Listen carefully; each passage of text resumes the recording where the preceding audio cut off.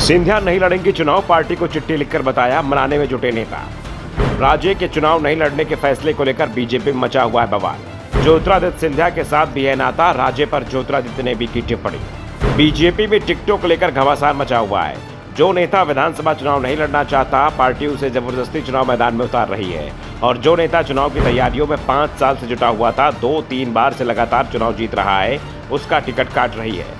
BJP की रणनीति किसी को समझ में नहीं आ रही है। इस बीच खबर आई है कि ज्योतिरादित्य सिंधिया की बुआ ने भी चुनाव लड़ने से मना कर दिया है। मध्य प्रदेश सरकार के खेल और युवा कल्याण मंत्री यशोधरा राजे ने पार्टी को बता दिया है कि उनके टिकट पर विचार नहीं किया जाए।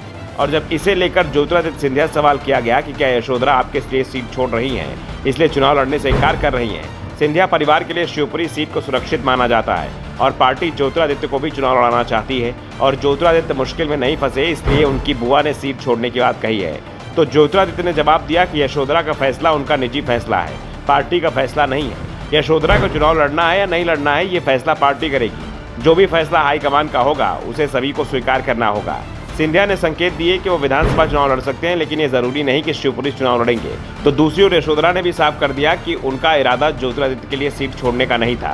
उन्होंने कहा कि ये सच है कि बीजेपी ने इस बार बड़ी संख्या में अपने सांसदों को चुनाव मैदान में उतारा है। अपनी चिट्ठी को लेकर भी राज्य ने बड़ा राज खोला है।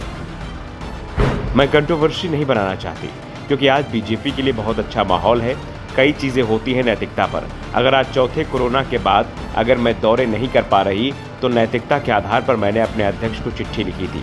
मुझे नहीं लगता भविष्य में मैं कोई चुनाव लड़ूंगी। इसके साथ ही यशोधरा राजे सिंधिया ने यह भी कहा कि मैं अब 21 की उम्र की नहीं हूँ, 70 के करीब पहुँच गई हूँ।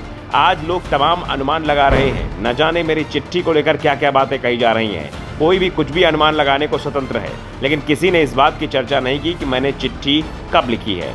मैंने चिट्ठी अगस्त में बनाई थी, वो दूसरी बात है, आपके बीच सर्कुलेट नहीं हुई। अगस्त में पार्टी के अंदर इस बात की कोई चर्चा नहीं थी कि विधानसभा चुनाव में पार्टी अपने सांसदों को भी उतारेगी। आमतौर पर पार्टी किसी राज्य में सांसदों को उतारती भी थी तो 2 या 3 सांसद ही चुनाव लड़ाए जाते थे, लेकिन एमपी में पार्टी ने सिर्फ 39 लोगों की लिस्ट में ही 7 सांसदों को चुनाव मैदान में उतार दिया।